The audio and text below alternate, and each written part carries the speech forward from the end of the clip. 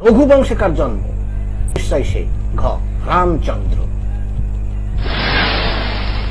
আমাদের আজকের পাঠ মাইকেল মধুসূদন দত্তের মহাকাব্য মেঘনাদ বধ মহাকাব্যের ষষ্ঠ সর্গ থেকে নেয়া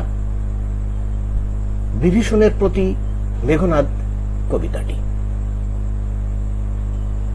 তো বন্ধুরা, আমরা কালক্ষেপণ না করে চলো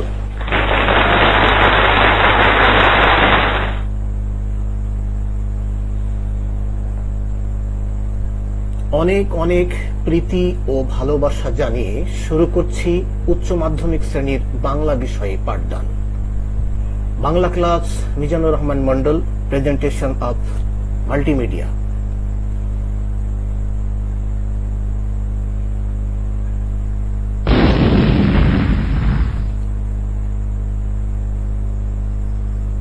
আমাদের আজকের পাঠ মাইকেল মধুসূদন দত্তের বিভীষণের প্রতি মেঘনাদ। শিক্ষার্থী বন্ধুরা, শুভ সকাল। আজকে অংশগ্রহণ করছে উচ্চ মাধ্যমিক শিক্ষার্থী বন্ধুরা। পাঠদানে আমি মিজানুর রহমান মন্ডল। তাহলে আর বিলম্ব নয়, চলো এবার মূল আয়োজনে।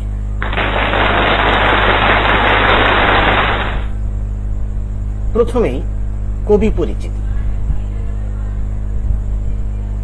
কবির নাম মাইকেল মধুসূদন দত্ত। খ্রিস্ট ধর্ম গ্রহণের পূর্বে তিনি ছিলেন শ্রী মধুসূদন দত্ত। জন্ম যশোর সাগরদাড়ি, 1824 খ্রিস্টাব্দ, 25শে জানুয়ারি। পিতা ও মাতা জমিদার রাজনারায়ণ দত্ত ও জননী জাহ্নবী দেবী। শিক্ষা প্রথম হিন্দু কলেজে। 1833 খ্রিস্টাব্দে তিনি সপ্তম শ্রেণীতে পড়েছেন। পরে বিশপস কলেজে, এখানে তিনি সংস্কৃতি সহ গ্রিক, ল্যাটিন, হিব্রু, ইংরেজি, ফরাসি, জার্মানি, ইতালীয় ইত্যাদি বহু ভাষায় পাণ্ডিত্য অর্জন করেন।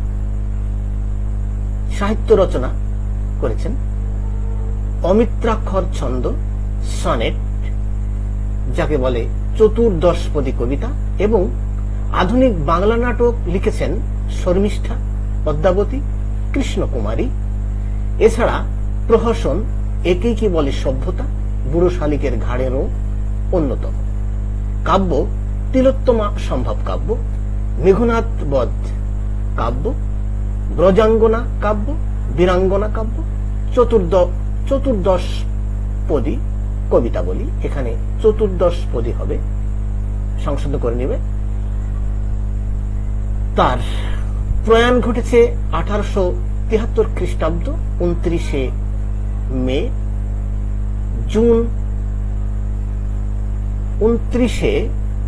29শে জুন কলকাতায় তিনি মৃত্যুবরণ করেন।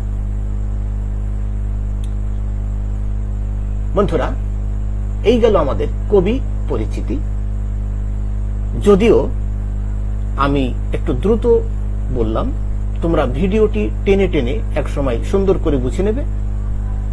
তারপরেও লক্ষ্য রাখবে যে আমরা প্রথম দিকে যেগুলো জানছি, এগুলোর ভিত্তিতে আমরা ভিডিওর শেষের দিকে প্রশ্নের মুখোমুখি হব। সেই অপশনে যাতে আমরা উত্তর করতে পারি, সে বিষয়টি তোমরা ভালো করে গুরুত্বের সাথে দেখবে এবং শুনবে। দেখি আমরা এবার পরবর্তী স্লাইডে।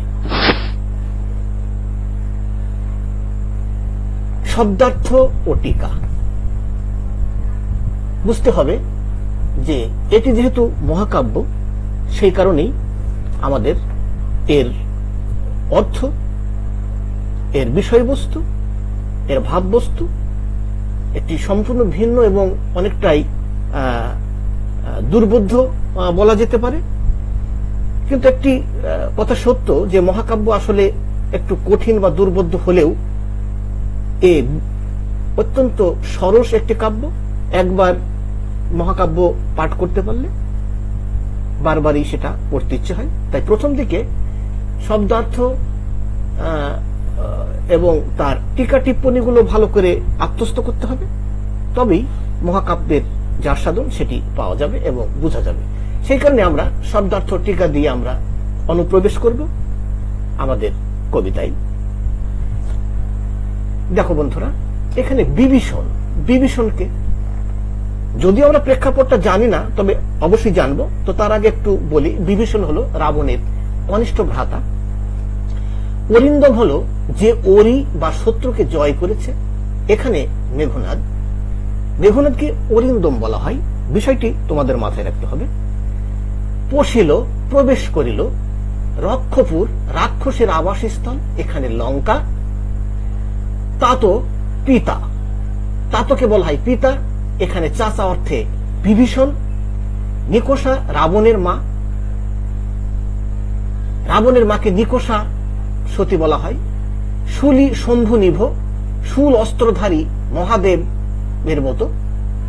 কুম্ভকর্ণ রাবণের মধ্যম সহোদর।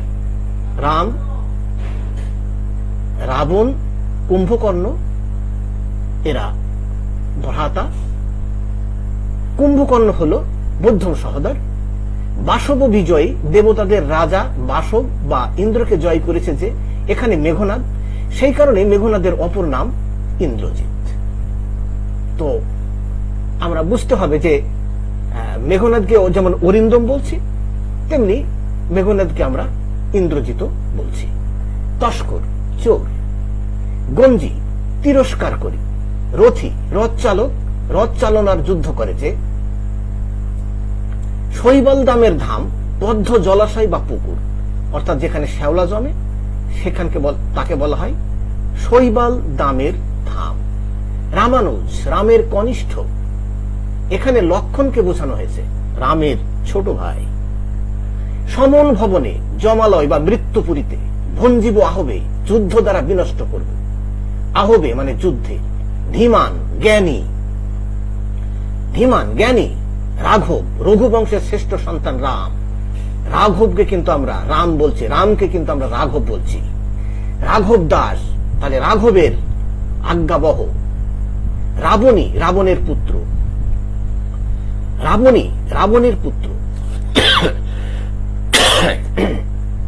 স্থাপিলা বিধুরে, বিধি স্থানুর ললাটে। এই পংক্তির অর্থ হল বিধাতা নিশ্চল আকাশে চাঁদ স্থাপন করেছেন।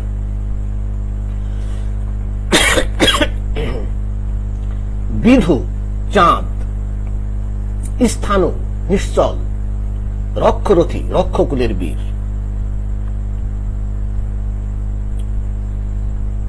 পরের স্লাইড।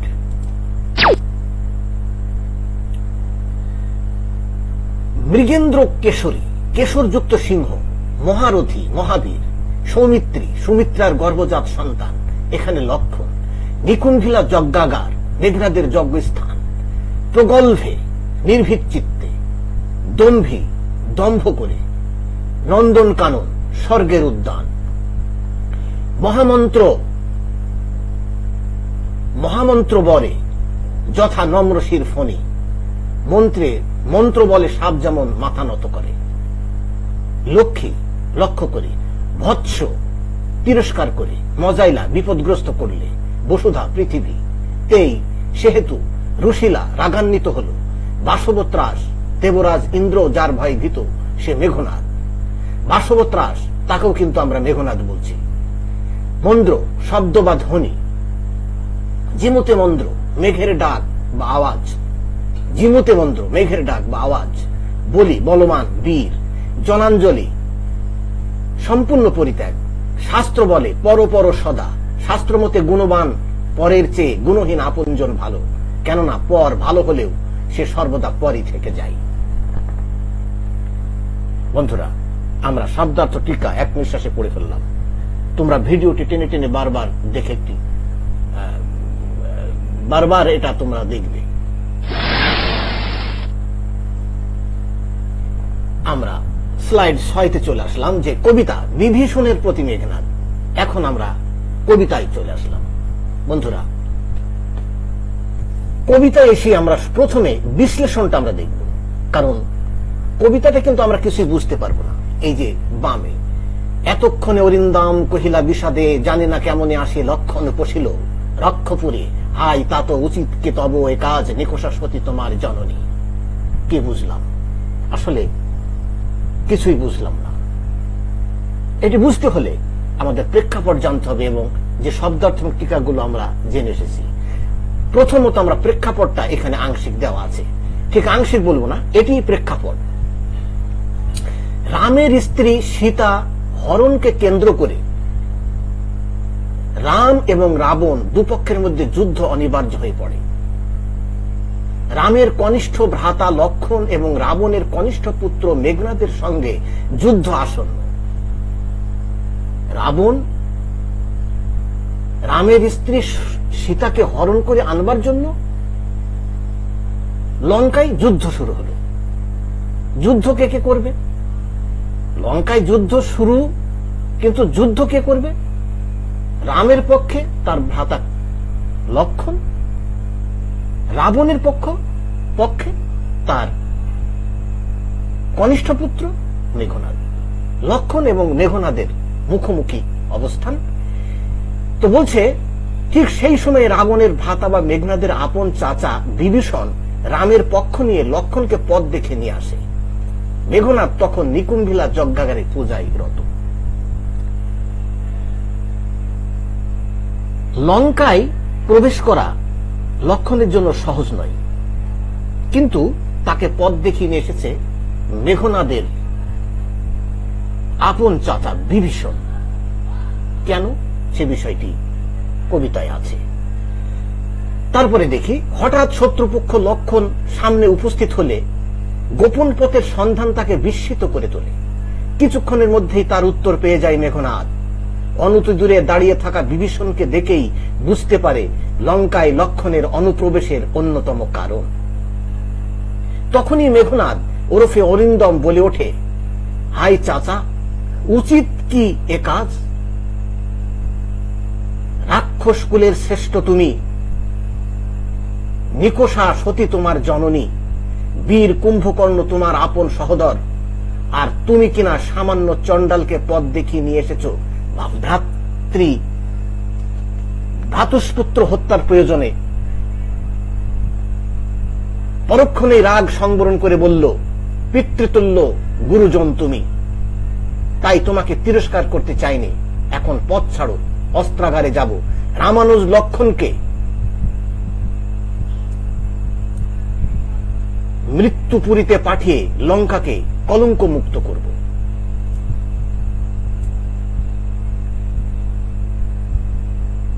তারপর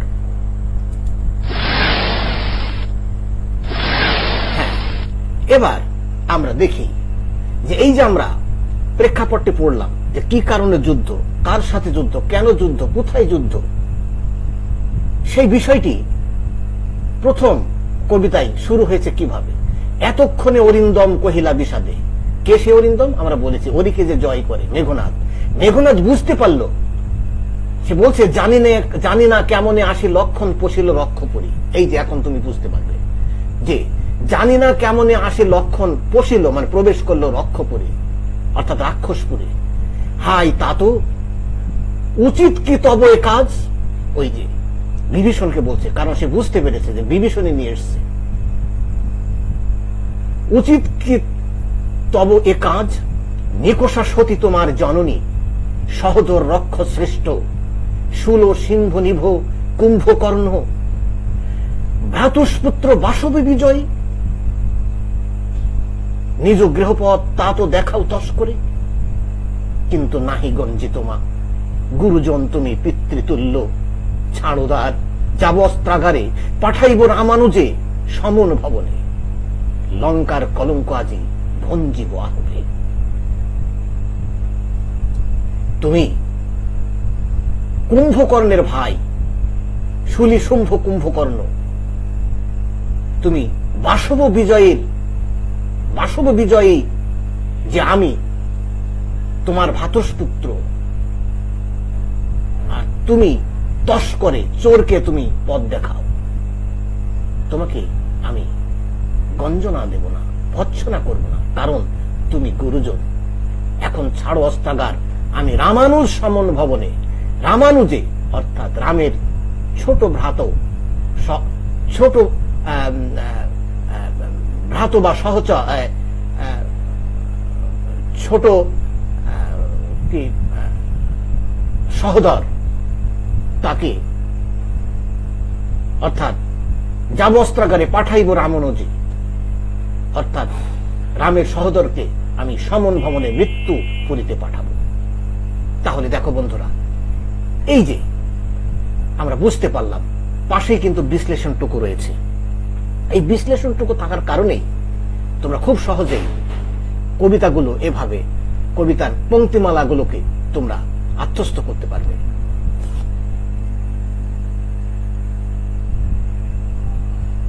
এরপর আসি, মেঘনাদের প্রশ্নের উত্তরে চাচা বিভীষণ বলল, যুদ্ধ জয়ের সাধনা তোমার বৃথা। আমি রাঘবের দাসত্ব মেনে নিয়েছি, তাই পথ ছাড়ার এই অনুরোধ রাখা আমার পক্ষে সম্ভব নয়। উত্তরে কাতর কণ্ঠে মেঘনাদ বলল, হে পিতৃব্য রাঘবের দাস, এ কথা তুমি কেমন করে মুখে আনলে? যে বিধি চাঁদকে নিশ্চল আকাশে স্থাপন করেছেন, সে কি কখনো ভূতলে ধুলাই গড়াগড়ি যায়? হে রক্ষকুলের বীর, এ সত্যকে তুমি ভুলে গিয়েছ কোন মহাকুলে তোমার জন্ম। কথাটি কিভাবে কবিতায় বলছে? উত্তরিলা বিভীষণ বলছে, বৃথায় সাধনা ধীমান।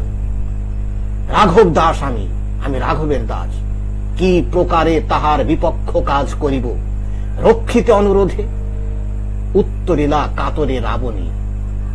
মেঘনাদ কাতর স্বরে বলছে, হে পিতৃব্য, তব বাক্যে ইচ্ছে মরিবারে, রাঘবের দাস তুমি কেমনে অমুখে আনিলে কথা? তা তো কহতা দাসেরে। স্থাপিলা বিধুরে বিধি স্থান ওর ললাটে, পড়ি কি ভূতলে শশী যান গড়াগড়ি? চাঁদকে গড়াগড়ি যায়, আকাশ থেকে নিচে থেকে ধুলাই গড়াগড়ি যায়। হে রক্ষরতি ভুলিলে কেমনে, কে তুমি, জনম তব কোন মহাকুলে? তোমার যে রক্ষ মহাকুলে তোমার জন্ম, সে কথাকে তুমি ভুলে গেলে। বন্ধুরা, এবার আসি, তারপরে দেখো আবার বিশ্লেষণ। সে তো সামান্য ক্ষুদ্র এক রাম। মেঘনাদ বলছে, রাজহংস কখনো পদ্মকানন ছেড়ে কর্দমাক্ত শৈবালে সাঁতার কাটে? সিংহ কি কখনো শৃগালের সাথে বন্ধুত্ব করে? আমি সামান্য, তুমি বিজ্ঞ, এসব তোমার কোনো কিছু অজানা নয়। বলছে মেঘনাদ তার তাতকে, কে বা সে অধম রাম? তুমি কি জানো না যে স্বচ্ছ সরোবরে করে কেলি রাজহংস, পঙ্কজ কাননে যাই কি সে কভু, সে কি পদ্মমাক্ত বদ্ধ জলাশয়ে সাঁতার কাটে? সে কি স্বচ্ছ সরোবর ছেড়ে? স্বচ্ছ সরোবরে করে কেলি রাজহংস, পঙ্কজ কাননে যাই কি সে কভু, প্রভু পঙ্কিল সলিলে শৈবাল দলের ধাম। মৃগেন্দ্র কেশরী কবে, হে বীর কেশরী, সম্ভাষে শৃগালে মিত্র ভাবে। সিংহ, মৃগেন্দ্র কেশরী সিংহ কি কখনো শৃগালকে বন্ধু ভাবে, বন্ধুত্ব স্থাপন করে? অজ্ঞদাস, বিজ্ঞতম তুমি, অবিদুত নহে কিছু তোমার চরণে। তারপরে এসো ক্ষুদ্রমতে, এখানে আসো। লক্ষণ এক ক্ষুদ্র মনের সামান্য মানব। আবার বলছে লক্ষণ এক ক্ষুদ্র মনের সামান্য মানব, তা না হলে নিরস্ত্রের সাথে সে যুদ্ধ করতে চায়? বলবীর, এ কি কোনো বীরত্বের নীতি? এ কথা লঙ্কাপুরের একজন শিশুর কাছেও হাস্যকর। হে চাচা, আমার পথ ছাড়ো, এক্ষুনি অস্ত্রাগার থেকে ফিরে আসি, দেখি কোন দেবশক্তির বলে সুমিত্রার পুত্র যুদ্ধের মুখোমুখি হতে পারে। দেবদত্ত নররণে তুমি এই আমার পরাক্রম দেখেছ, কি দেখে আজ এই সামান্য দুর্বল মানবকে ডরাবো? বলছে কবিতার ভাষায়, ক্ষুদ্রমতি নর সুর লক্ষণ, নহিলে অস্ত্রহীন যদি কি সে সম্বদে সংগ্রামে। কহ মহারথী, এ কি মহারথী প্রথা? নাহি শিশু লঙ্কাপুরে, শুনি না হাসিবে কথা। ছাড়হ পথ, আসিব ফিরিয়া এক্ষুনি, দেখিব আজি কোন দেব বলে বিমুখ সমরে মোরে সৌমিত্রী কুমতি। সৌমিত্রীর মায়ের পুত্র লক্ষণ। দেবদত্ত নররণে সচক্ষে দেখেছ রক্ষ শ্রেষ্ঠ পরাক্রম দাসের। কি দেখি ডরিবে এ দাস হেন দুর্বল মানবে? তুমি দেখনি যে আমি কিভাবে দেবদত্ত নরের বিভিন্ন যুদ্ধক্ষেত্রে আমি কি শ্রেষ্ঠত্বের পরিচয় দিয়েছি, আর সামান্য মানবকে আমি ডরাবো না? তা কখনই হতে পারে না। সেই কথা বলছে নিকুম্ভিলা যজ্ঞাগারে নির্ভীক চিত্রে প্রবেশ করলো এবং বেরিয়ে এসে মেঘনাদ বলল, হে তাতো, আদেশ করো, এখনই সমুচিত শাস্তি দিই নরাধম লক্ষণকে। সামান্য বনবাসীর জন্মভূমি লঙ্কায় প্রবেশ বড়ই বেদনাদায়ক। ও ঈশ্বর, নন্দন কাননে ভ্রমণ করছে সামান্য এক দুরাচার, এ যেন পবিত্র ফুলের মধ্যে ঘৃণ্য কীটের বসবাস। আমি তোমার ভাতৃপুত্র হয়ে তা সইব কেমনে, আর তুমিও রক্ষকুলের শিরোমণি হয়ে সইছ কেমনে? দেখো কবিতায় কিভাবে বলছে। নিকুম্ভিলা যজ্ঞাগারে প্রগল্ভে পৌঁছিল দম্ভী, প্রবেশ করল, বলল, আজ্ঞা কর দাসে, শাস্তি নরাধমে। তব জন্মপুরে, আমার মাতৃভূমিতে, তা তো হে চাচা পদার্পণ করে বনবাসী। এই বনবাসী হলো লক্ষণ, কারণ রাম লক্ষণ এরা হলো বনবাসী। বনবাস থেকে সীতাকে ধরে এনেছিল রাবণ, সেটা এখন কাল হয়েছে। তাই বলছে পদার্পণ করে বনবাসী, তব জন্মপুরে তা তো পদার্পণ করে বনবাসী। হে বিধাত, নন্দন কাননে ভ্রমে দুরাচার দত্ত, প্রফুল্ল কমলে কীটবাস। বলছে ফুলের মধ্যে কীটবাস, কহ তাত, সহিব কেমনে এ অপমান আমি ভাতৃপুত্র তব, তুমিও হে রক্ষমণি সহিছ কেমনে?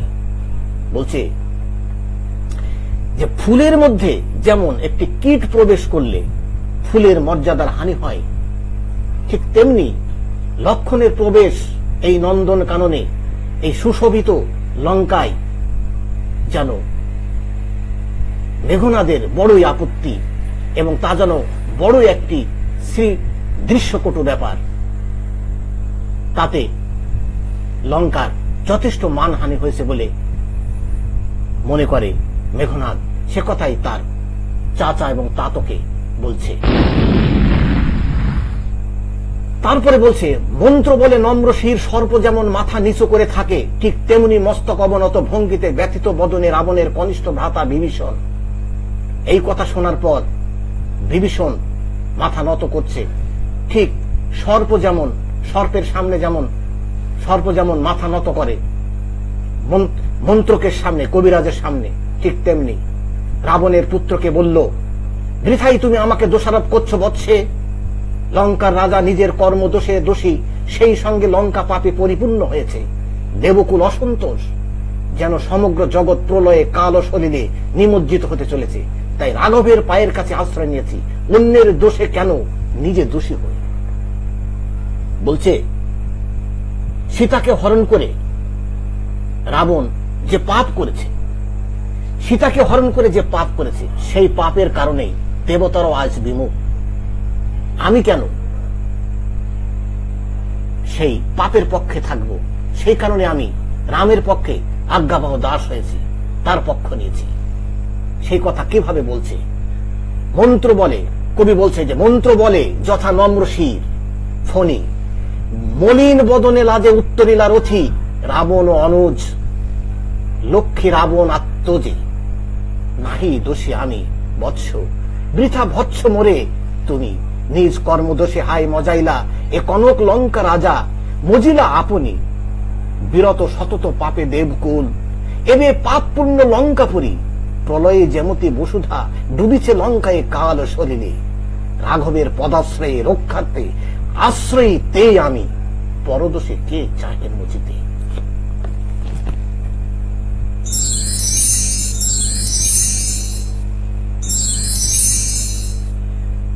রুশিলা বাসবত্রাস, এখানে বলছে দেখো, ইন্দ্রের ত্রাস মেঘনাদ বিভীষণের কথার উত্তরে হুঙ্কার ছাড়ল, ঠিক যেন নিমিষে মেঘের শব্দ বিদ্যুৎ খেলে গেল। বলল, হে রাক্ষস রাজের অনুজ, তুমি বিখ্যাত জগতে। রাক্ষস রাজের অনুজ তার মানে রাবণের ছোট ভাই বিভীষণ চাচাকে বলছে, তুমি বিখ্যাত জগতে, তবে বলো কোন ধর্ম মতে জ্ঞাতিত্ব, ভ্রাতৃত্ব পরিত্যাগ করলে? শাস্ত্রেই তো আছে, স্বজন যদিও গুণবান হয় তবু সে গুণবান পরজনের চেয়ে শ্রেষ্ঠ, কারণ পর সদা পরই থেকে যায়। কিন্তু হে রক্ষবর, তুমি হেন শিক্ষা কোথায় শিখলে? কিন্তু বৃথাই তোমাকে ভৎসনা করছি। গতি যার নিজ, যার মধ্যেই হীনতা, দুর্মতি বা মন্দ বুদ্ধি বিরাজমান, তার কাছেই এই বর্বতা অতীব স্বাভাবিক। কবিতার ভাষায় বলছে, রুশিলা বাসব ত্রাস। মেঘনাদ রুশিল গম্ভীরে যেমতি নিশীতে অম্বরে মন্দ্রে জিনুতেন্দ্র কপি, যেভাবে হুঙ্কার ছাড়ছে মেঘের শব্দ, যেভাবে বিদ্যুৎ খেলে যায়, ঠিক সেইভাবে বলল, কহিলা বীরেন্দ্র বলি, ধর্মপদ গামী হে রাক্ষস রাজ অনুজ, বিখ্যাত জগতে তুমি ধার্মিক।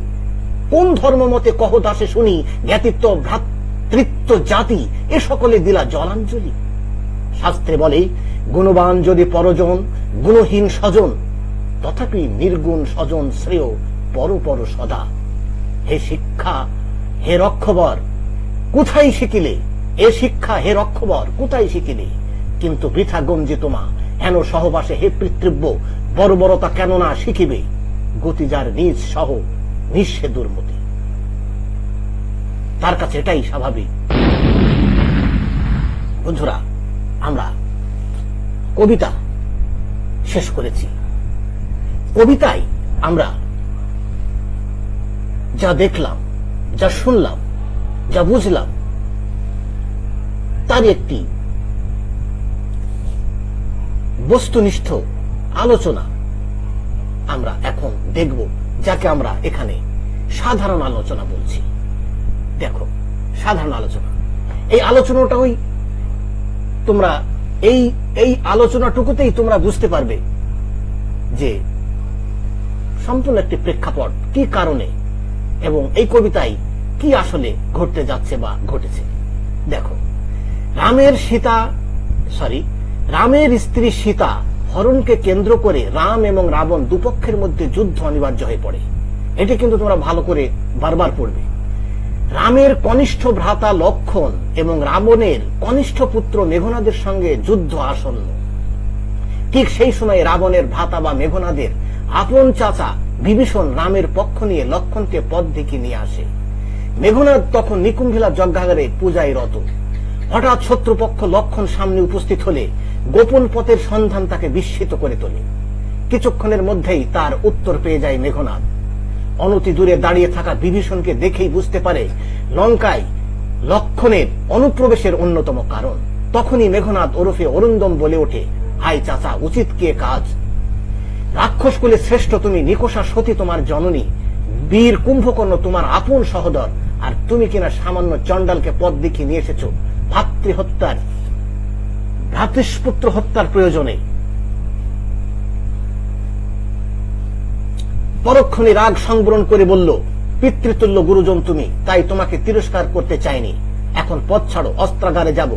রামানুজ লক্ষণকে মৃত্যুপুরীতে পাঠিয়ে লঙ্কাকে কলঙ্ক মুক্ত করব।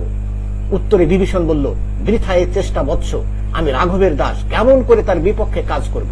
কাতর কণ্ঠে মেঘনাদ বিভীষণকে বলল, হে পিতৃব্য, এ কথা শুনে আমার মরতে ইচ্ছে হচ্ছে।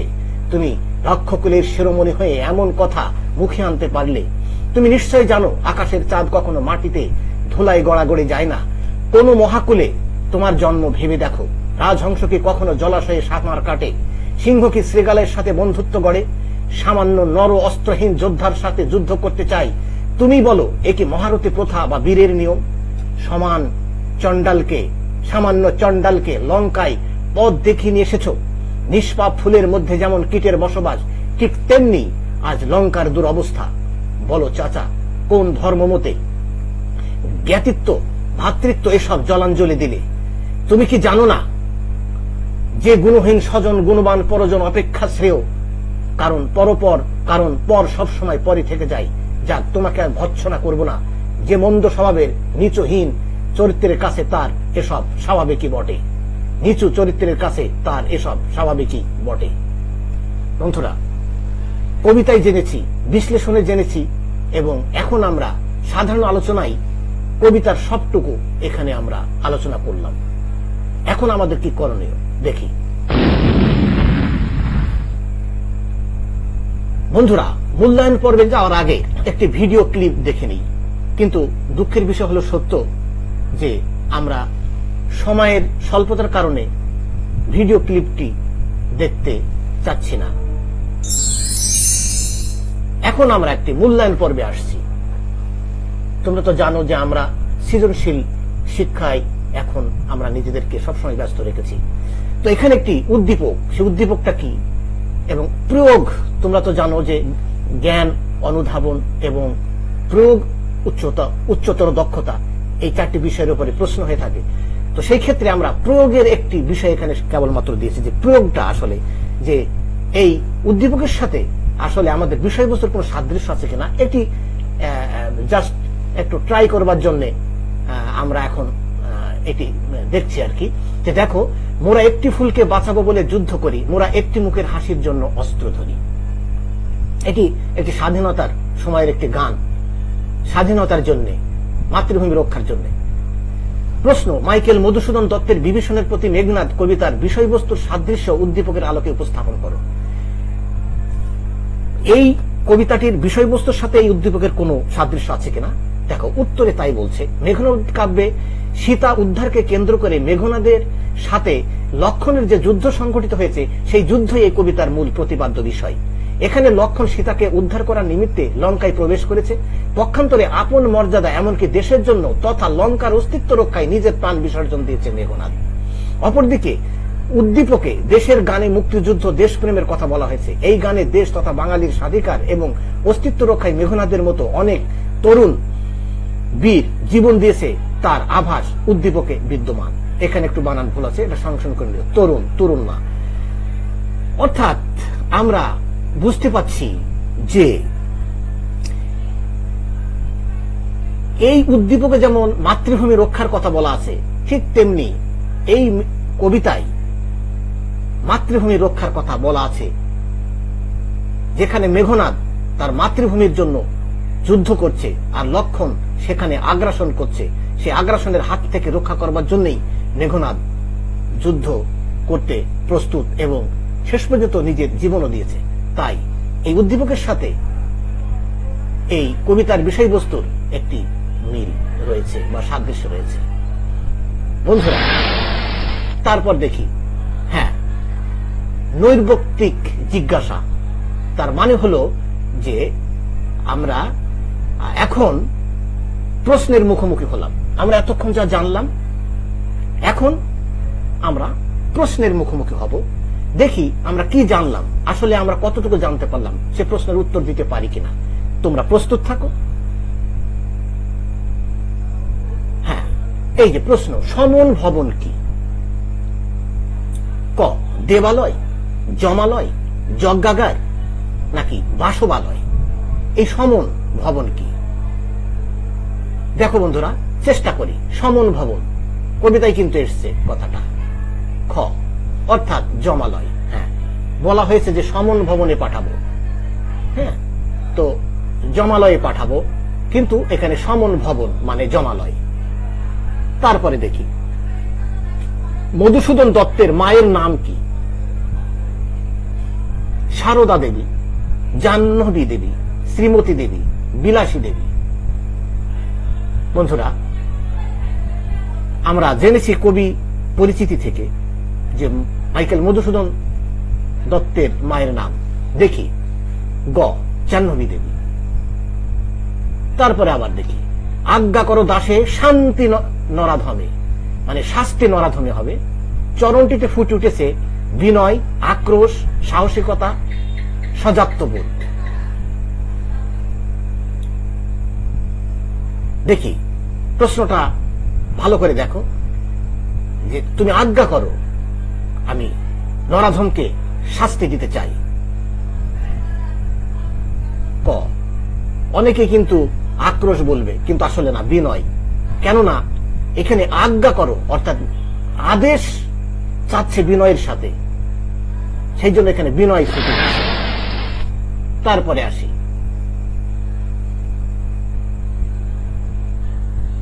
নিকষা সতী তোমার জননী। এখানে নিকষাকে বারবার কিন্তু এই কথা বলেছে, নিকষা সতীর তোমার জননী। কার জননী?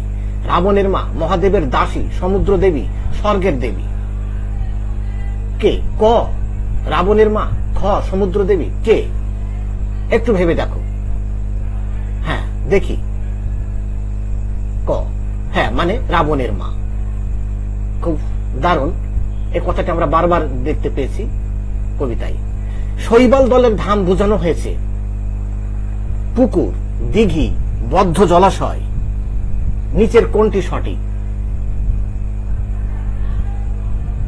শৈবাল দলের ধাম মানে যেখানে শ্যাওলা জন্মায় সেই জায়গাটির নাম পুকুর, দিঘি, বদ্ধ জলাশয়। নিচের কোনটি? 1 ও 2, 1 ও 3, 1, 2, 3। দেখি।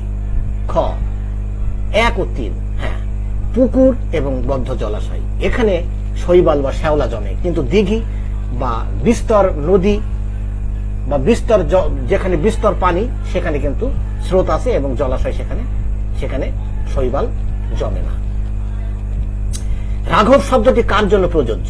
রাবণ, লক্ষণ, বিভীষণ, রামচন্দ্র। ক, রাবণ। খ, বিভীষণ। গ, লক্ষণ। ঘ, রামচন্দ্র।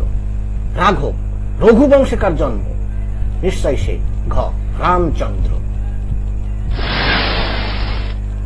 তারপরে আসি, নিচের উদ্দীপকটি পড়ো এবং প্রশ্নের উত্তর দাও। দেখি উদ্দীপকটা কি।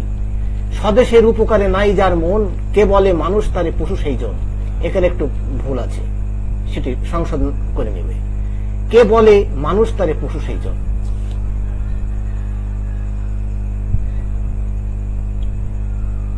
উদ্ধৃত চরণ বিভীষণের প্রতি মেঘনাদ কবিতার কোন চরিত্রকে নির্দেশ করে? অর্থাৎ এই উদ্দীপকে এই কোন চরিত্রটাকে নির্দেশ করছে? এই কথাটা কার উদ্দেশ্যে বলা হচ্ছে? রাবণ, বিভীষণ, মেঘনাদ, লক্ষণ। একটু ভেবে দেখো বন্ধুরা, এখনো ভাবো। হ্যাঁ, খ, বিভীষণ।